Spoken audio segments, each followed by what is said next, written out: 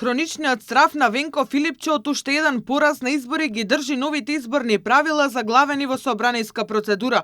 По целодневни преговори, две директни средби меѓу координаторите на пратеничките групи, сепак договор нема. Решението ќе се бара и во текот на утрешниот ден. СДСМ одговори негативно дури на понудата од премиерот Мицкоски да бидат конструктивни, да кажат што им смета во законот и за тоа да поднесат амандмани кои власта ќе им ги прифати. Еден од најголемите проблеми е што СДСМ претходно ја напушти работната група, која од март работеше на измените, лути што власта го укина постоењето на пржинската влада и тоа не од овие, туку дури од следните избори. Сега законот им дојде како изненадување.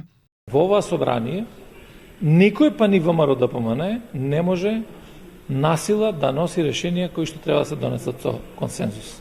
Нашето неучество во работната група за изборниот законник е резултат на насилното носење на законот за влада. А во предлог законот има повеќе спорни решенија, ќе истакнам неколку, едното е во делот на гласањето електронски на диаспората. Според ова, главен проблем за социјалдемократите останува онлајн гласањето на диаспората и начинот на кој граѓаните треба да го штиклираат или заокружат бројот на кандидатот на гласачкото ливче. Останува и заканата на СДСМ дека ќе го блокираат законот со така наречен филибастеринг, односно поднесување на дури 10.000 амандмани кои не се суштински, туку со нив едноставно се разводнува целата дебата.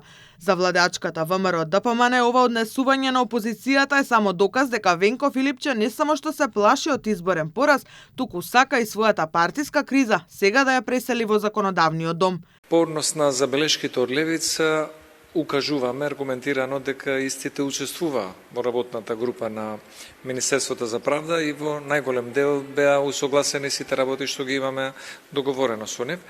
По однос на забелешките од СДСМ, споменавме дека тоа што не учествува во работната група, може би има хендикеп за одредени решенија да ги разберат зошто се предложени на таков начин. Председателот на СДСМ Филипче е позагрижен за резултатот од следните парламентарни избори, отколку од нормите кои што се предложени за измена и дополнување во изборниот законник.